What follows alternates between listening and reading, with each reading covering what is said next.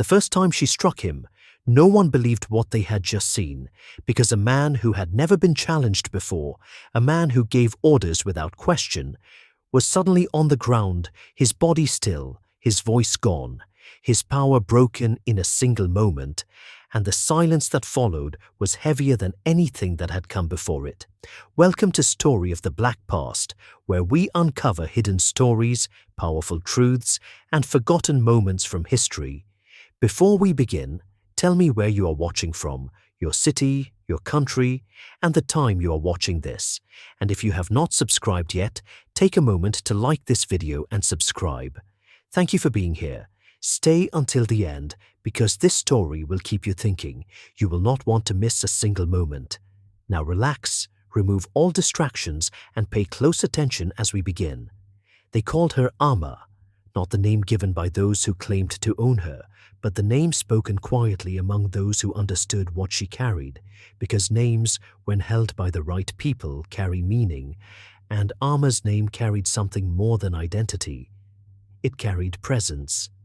She was not like the others in the way she moved, not just because of her size, though that alone made people notice her, but because of the way she carried herself, steady, grounded, as if she understood something about strength that others did not, something deeper than muscle, something connected to will. From the moment she arrived on the plantation, brought from a place where strength had been part of survival, not spectacle, people saw that she was different, taller than most, stronger than many of the men, her hands shaped by work, her posture unbroken even under pressure. The masters noticed it too, but they did not see it the same way. To them, strength was something to be used, something to be controlled, something that could increase output, increase labor, increase profit. And so they pushed her harder, gave her heavier work, tested her limits, as if limits were something they could define. But Amma did not break. Not in the way they expected. She worked, she carried, she endured. But inside something remained untouched, something they could not reach. The first incident was not planned, not in the way people later believed. It happened in a moment where pressure met resistance. An overseer, known for his harsh control, known for using force without hesitation, stepped too close, pushed too far, acted with the same certainty he always had. But this time, the response was different.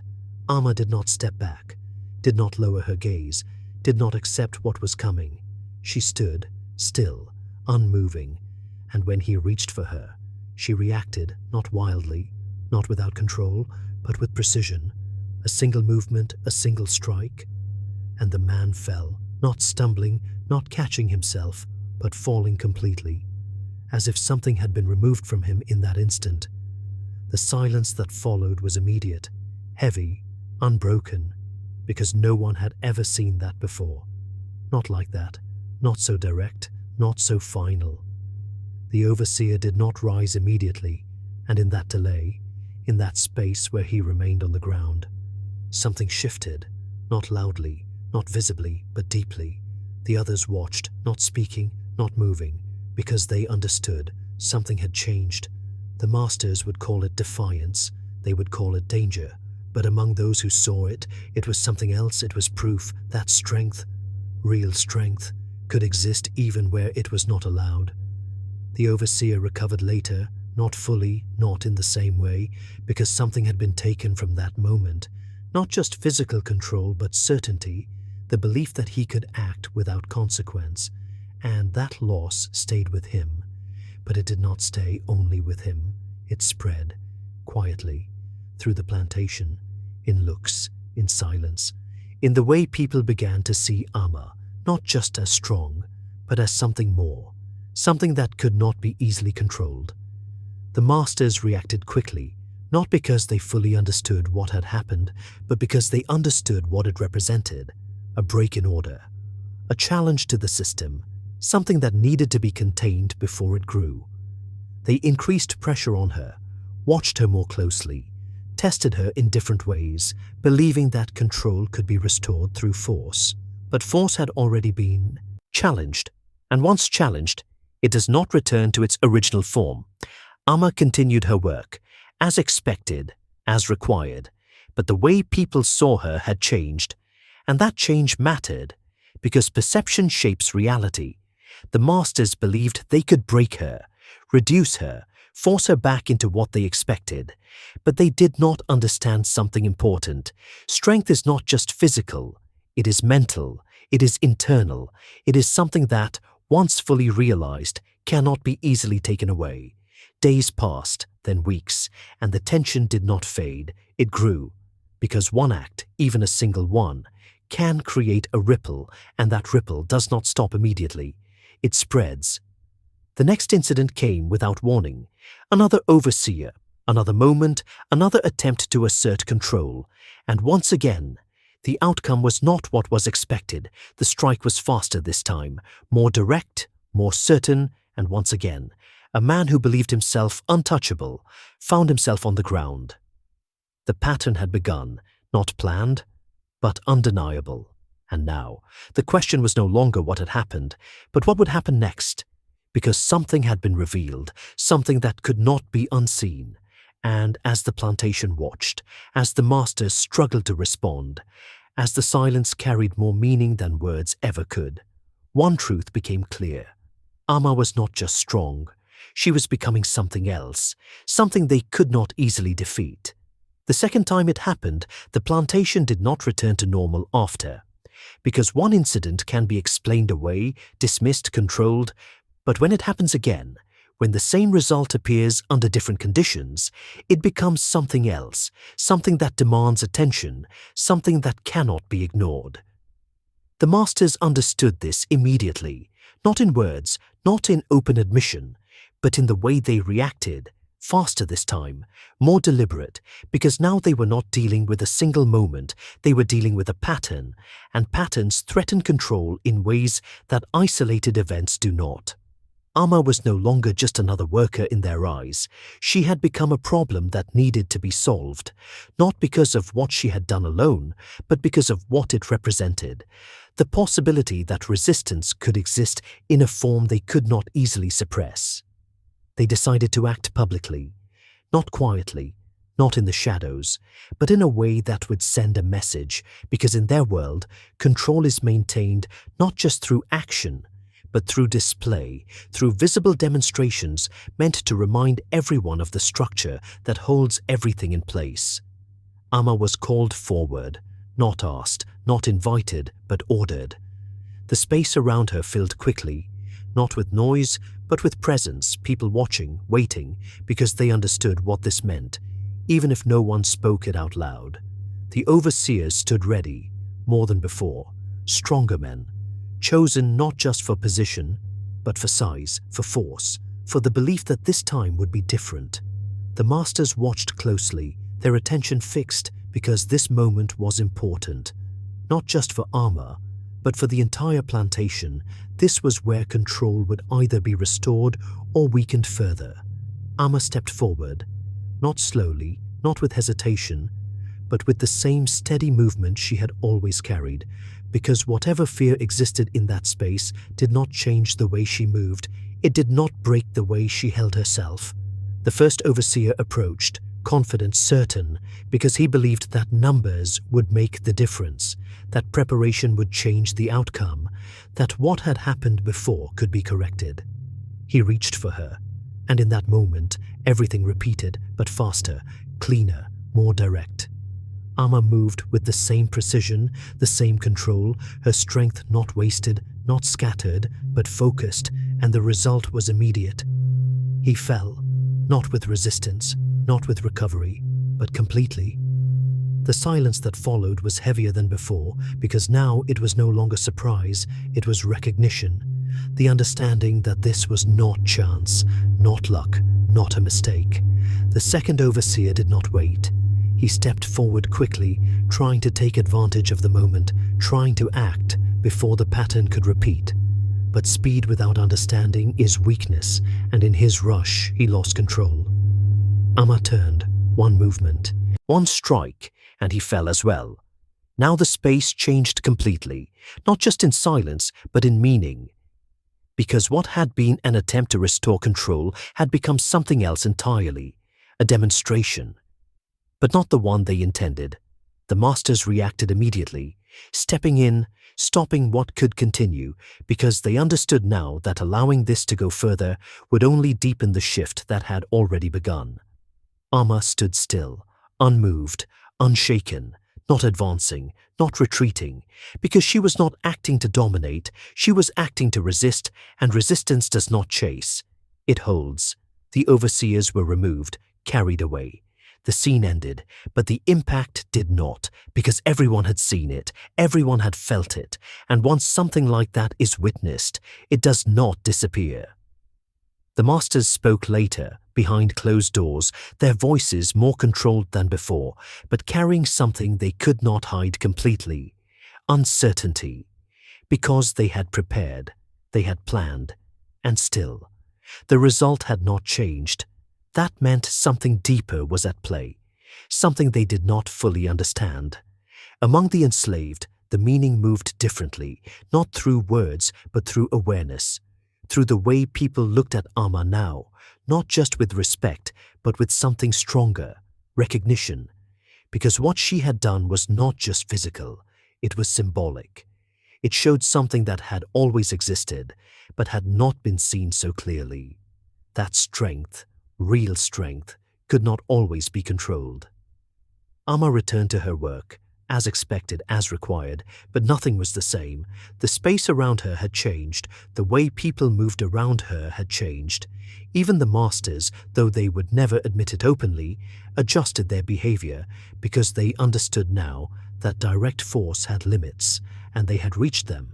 But reaching a limit does not mean acceptance, it means change, and the masters were not done.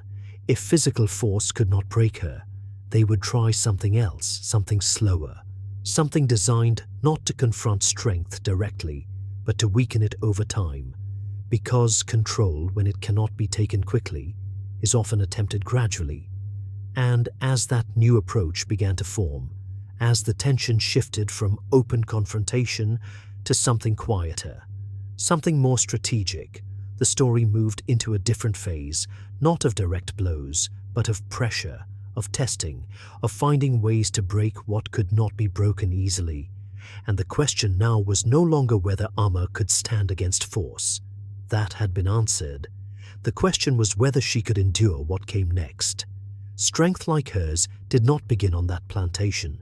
It did not appear suddenly in those moments when she stood against force.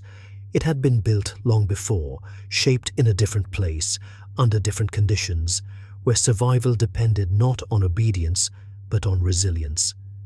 Amma remembered pieces of that life, not everything, not clearly, but enough. Enough to carry with her, enough to shape how she moved, how she thought, how she understood the world, because even when much is taken, some things remain, some things cannot be removed. She had grown in a place where strength was not questioned, where it was part of daily life, where carrying, lifting, enduring were not acts of resistance but acts of survival. And in that environment, she had learned something important. Strength is not just in the body, it is in the mind, it is in the decision not to break. And that decision had stayed with her, even when everything else changed. The journey to the plantation had not erased that. It had tested it, pushed it, forced it into new forms, but it had not destroyed it. Because what is built over time does not disappear easily. The masters, however, did not see that history. They saw only what was in front of them.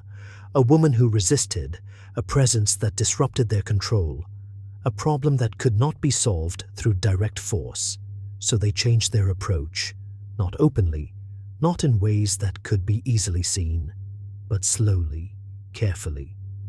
They reduced her tasks at first, not to ease her burden, but to change her rhythm, to remove the physical outlet where her strength was expressed, because they understood something, even if only partially.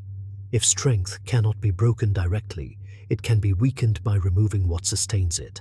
Amma noticed the change, not immediately, but over time.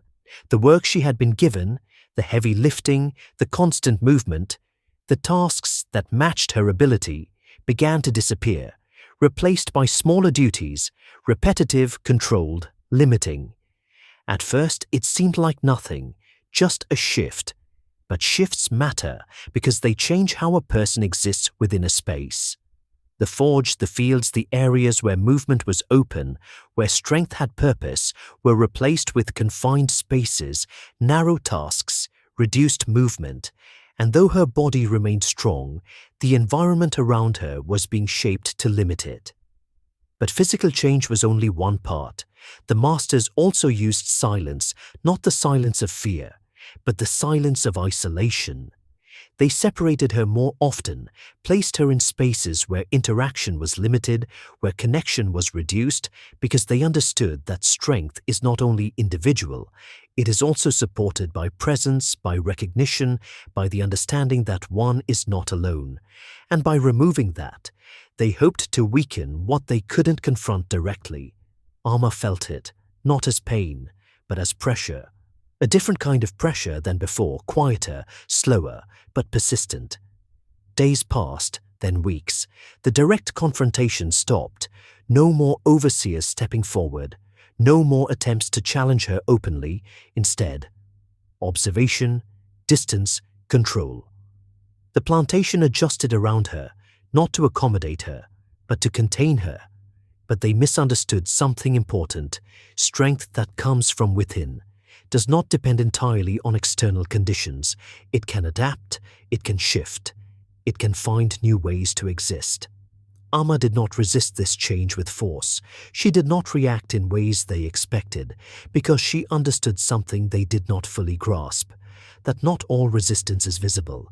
Sometimes it is quiet, in the way one holds themselves, in the way one thinks, in the way one refuses to be changed internally. Even when everything outside is altered, she continued her tasks, as required, as expected, but the way she moved, the way she stood, the way she looked at the world, did not change, and that, more than anything, frustrated the masters because they had expected a gradual weakening, a slow breaking, a reduction. But instead they saw consistency, stability, something that did not bend in the way they had planned. The pressure continued, but the result did not follow. And that created a new problem, because now they had tried force, they had tried control, they had tried isolation, and still, the outcome remained the same. Amma was still standing, still present, still unchanged in the ways that mattered. And when multiple attempts fail, the response often shifts again, not toward patience, but toward desperation. Because control, when challenged repeatedly, does not remain calm. It looks for stronger methods, more direct, more final, and as that shift began to form, as frustration replaced strategy, as the need to restore order grew stronger, the situation moved towards something more dangerous than before. Because desperation does not measure consequences in the same way, it acts to end uncertainty at any cost. And in that movement, in that rising tension, in that growing need to resolve what could not be controlled, one thing became clear. The next step would not be subtle, it would not be slow, it would be decisive, and whatever came next would test not just Amma's strength, but everything she had carried within her from the beginning.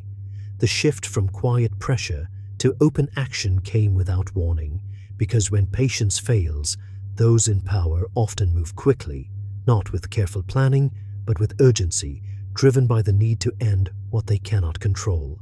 And that urgency changes everything. The masters did not call for another display, not like before, not in the open where many could witness, because they had already seen how that could turn against them. Instead, they chose a different approach, something contained, something controlled, something they believed would remove the problem without creating another moment of public failure. Amma was taken from her routine without explanation, led away from the spaces she had grown used to, toward an area where fewer eyes could see, where fewer voices could carry what happened, because this was no longer about showing control, it was about restoring it quietly.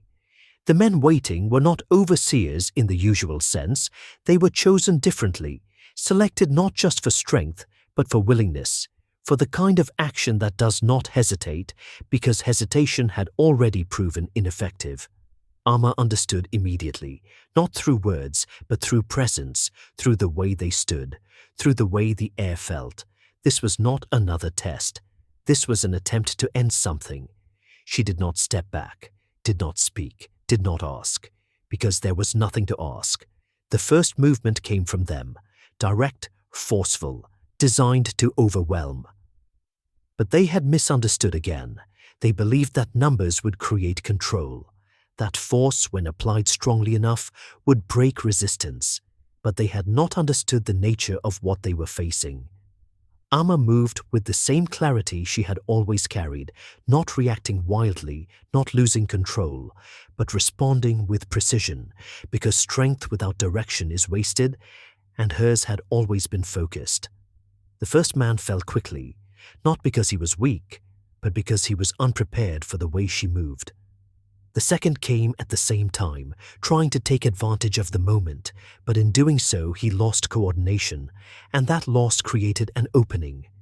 Amma turned. A single movement, another fall. The space shifted immediately. What had been planned as control became uncertainty, because once again the expected outcome did not happen, but this time the situation did not end quickly. More men stepped in, not one, not two, but several. And the nature of the moment changed.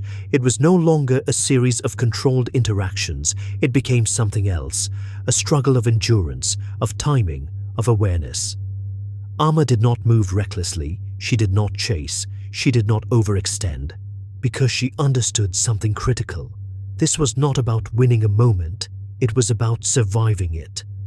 The men pressed forward, coordinated, more careful than those before, trying to contain her movement, limit her space, reduce her ability to respond, and for the first time, the pressure was different, not because she was weaker, but because the situation was more complex, the space tighter, the options fewer, but even within that, she adapted, shifting her position, using timing, using the same awareness that had guided her from the beginning, because strength alone does not sustain survival.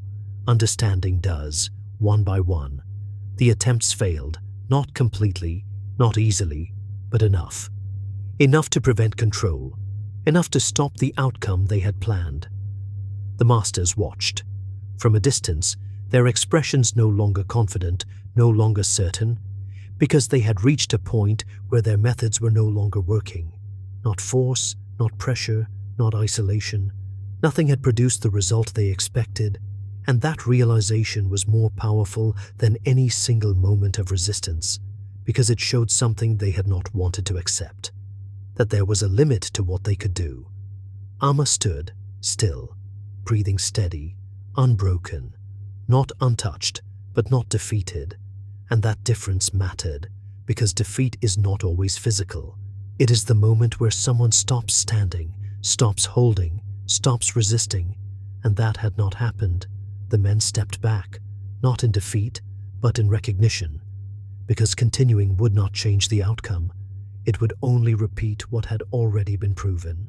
The masters ended it, not with victory, but with withdrawal, because they understood now that continuing in this way would only deepen the shift they were trying to prevent. Amma was returned, not to the same space, not to the same routine, but back into the system, unbroken, unchanged in the ways that mattered, and that return carried meaning, not just for her, but for everyone who had seen, who had felt, who had understood, because what had just happened was not just a confrontation, it was a turning point, a moment where control had been tested fully and found to have limits. The plantation would not be the same after this, not because everything had changed on the surface, but because something deeper had shifted, something that could not be undone. And once that shift happens, it stays. The masters knew this, even if they did not say it, even if they did not admit it, because from that moment on, their actions would carry a different awareness, a different caution, a different understanding of what they were dealing with.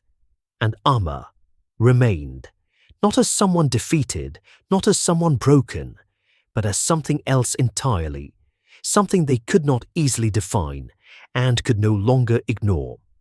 After that moment, the plantation did not return to what it had been, even though the routines remained, even though the work continued, even though the structure looked unchanged from the outside, because something deeper had shifted, something that could not be forced back into place. The masters no longer approached Amma the same way, not openly, not directly, because they had seen enough to understand that force would not give them the result they wanted, and continuing to try would only expose their limits again. So they changed, not in words, but in behavior. They gave her distance, not freedom, but space. The kind of space that comes not from respect alone but from caution, from the understanding that some things cannot be handled the same way as others. Amma noticed it, not as relief, not as victory, but as change, because change, even when it is subtle, carries meaning. Her work was adjusted again, not to weaken her this time, but to avoid confrontation, to place her in positions where interaction with overseers was limited, where situations that could lead to conflict were reduced. But this change had an effect beyond intention, because by stepping back, they revealed something. They showed that there were limits to their control, and that knowledge spread, quietly, among those who watched, among those who understood, because when power steps back, even slightly, it is noticed. The enslaved began to see Amma differently, not just as strong, not just as someone who had resisted, but as a symbol of something larger, something that did not need to speak to be understood. She did not lead. She did not gather others. She did not turn her presence into open resistance. But she did not need to, because what she had done already existed in memory, in awareness, in the way people carried themselves after. The plantation itself became more careful, more controlled in a different way, because the masters now acted with an awareness that had not been there before. They measured situations differently, avoided certain risks, adjusted their behavior in ways that suggested they understood the cost of pushing too far. Amma continued her life within the same system, the same boundaries, the same expectations, but her presence carried a different weight now. Not imposed, not declared, but felt. She moved as she always had, worked as required, spoke little, observed much, but the space around her responded differently. People gave way, not out of fear alone, but out of recognition, because they understood what she represented and what she had proven. The masters, though they would never admit it, began to treat her existence as something to manage rather than confront. They did not seek to break her again. They did not push in the same way, because they had already seen the outcome. And repeating it would only reinforce what they were trying to avoid. This created a balance, not equal, not fair, but different. A space where Amma existed within the system, but not fully under it. A space where control was present, but not absolute. And that difference mattered because it showed that even within structures designed to hold everything in place, there are points where pressure does not produce the expected result, where force meets something it cannot easily overcome. Time passed. The intensity of those moments faded on the surface, but not in memory, because memory does not disappear. It settles. It becomes part of how people understand what is possible. Amma did not change, not in the ways that mattered. She remained steady, grounded, unmoved by the shifts around her, because her strength had never depended on their reaction. It had come from within, from something built long before, something carried through everything that followed. And that is why it remained. The plantation adjusted, the system continued, but something had been proven, not loudly, not publicly declared, but clearly, that there are limits, even in places built on control, and once those limits are reached, they cannot be unseen. Amma's story did not spread in words. It did not become something written or recorded, but it existed in the way people remembered, in the way they understood, in the way they carried the knowledge that something different had happened and that it had mattered. Time moved forward, as it always does, carrying the plantation through seasons that changed the land but could not fully erase what had already taken place. Because events like those do not disappear with time, They settle into memory, into behavior, into the way people understand the limits of what can be done. Amma remained where she was, within the same system, under the same conditions, but the way she existed within that space had changed in a way that could not be reversed, because once a person is seen differently, truly seen, that perception does not return to what it once was. The masters continued their operations, their control still present, their authority still enforced, but their approach had shifted in ways they would never admit. They no longer pushed blindly, no longer assumed that every action would produce the same result, because they had experienced something that challenged that belief. Among the enslaved, the effect deepened over time, not through open discussion, not through organized resistance, but through quiet understanding, through the way people carried themselves, through the subtle changes in how they responded to pressure, because they had seen that resistance was possible, even if only in certain moments, even if only in certain forms. Amma did not speak of what had happened, she did not explain, did not repeat, did not turn her experience into something to be shared openly, because her strength had never been about words, it had always been about presence, about action, about the ability to stand without needing to declare it. But her presence became something that influenced others, not directly, not in a way that could be traced, but in small ways, in moments where someone hesitated before submitting completely, in the way someone held themselves a little more firmly, in the way silence carried a different meaning. This influence was not loud, not visible in the way the masters feared, but it existed, and that was enough. Because change does not always come through large actions. Sometimes it comes through small shifts that build over time. The plantation, though still functioning within the same structure, carried this shift within it, an awareness that could not be removed, a memory that could not be erased, and that awareness shaped behavior in ways that were difficult to control. Amma's role remained the same on the surface. Her tasks, her responsibilities, her place within the system did not change significantly, but her identity within that space had transformed not through title or position, but through what she represented. She was no longer just a worker.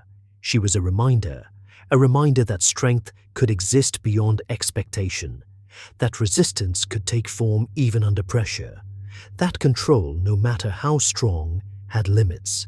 The masters, whether they accepted it or not, adjusted to this reality. They avoided unnecessary confrontation, they redirected their methods, they chose their actions more carefully, because they understood that pushing too far could lead to outcomes they could not manage.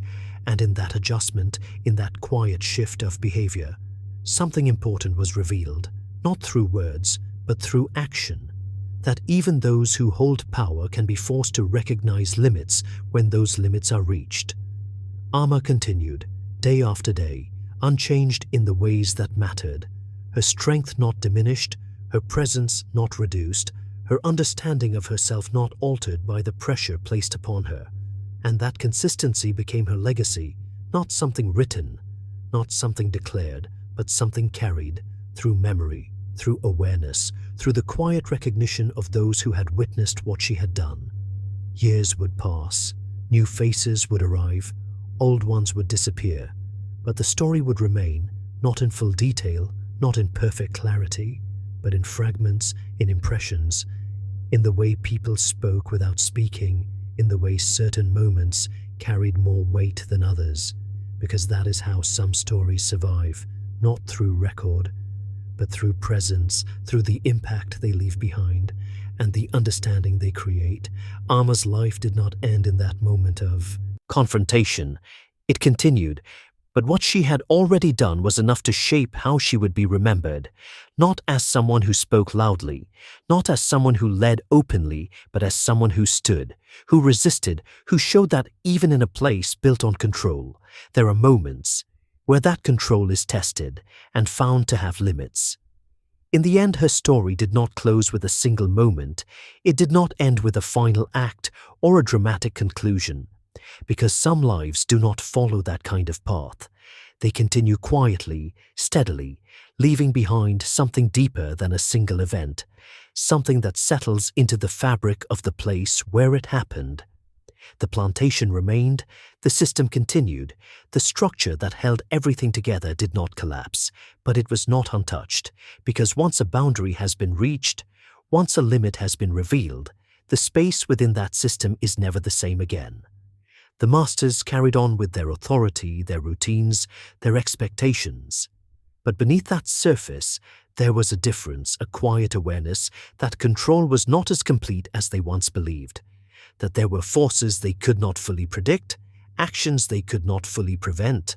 They did not speak of Amma in ways that gave her recognition. They did not record what had happened in any official sense, because to do so would be to admit something they were not willing to accept, that power had been challenged in a way they could not fully overcome. But silence does not erase truth, it only changes how it is carried. Among the enslaved, her story lived differently, not as a tale repeated loudly, not as something openly shared, but as a quiet understanding, a presence that moved through memory, through awareness, through the way people saw themselves after witnessing what she had done. Because what she had shown was not just physical strength, it was something deeper, something that could not be measured in the same way, the ability to stand, to resist, to remain unbroken even when everything around her was designed to break her. That kind of strength does not disappear. It does not fade easily. It becomes part of how people think, how they feel, how they understand what is possible. Amma continued her life within that same system, not free, not removed from the conditions that had shaped her, but not defined by them either, because what defined her had always come from within, not from what others tried to impose. She worked, she moved, she lived. But the way she was seen, the way she was understood, had changed permanently, and that change mattered, because perception shapes reality in ways that are not always visible. Years later, the details of those moments would blur. The exact actions, the exact sequence, the exact words spoken or not spoken would become less clear, but the meaning would remain, the understanding that something had happened that challenged what was believed to be unchangeable. And that is how stories like this survive, not in perfect detail, but in lasting impact, in the way they shift understanding, in the way they create space for new ways of thinking. So when you think about this story, do not focus only on the strikes, the moments of confrontation, the physical acts that made people stop and watch. Look deeper. Look at what those moments revealed, what they changed, what they proved. Because that is where the true power lies, not just in what was done, but in what it meant. That even in a place built on control, there are individuals who carry something that cannot be easily broken, something that exists beyond force, beyond pressure, beyond expectation. That is the legacy, that is the truth. Thank you for watching Story of the Black Past. If you stayed until this moment, I truly appreciate you. Tell me where you are watching from, your city, your country, and the time. And if you have not subscribed yet, take a moment to like and subscribe, because there are many more stories like this, stories that reveal what has been hidden, stories that challenge what we think we know. And remember this, strength is not always loud, it is not always seen, but when it appears, when it stands, when it refuses to break, it changes everything, even if no one writes it down.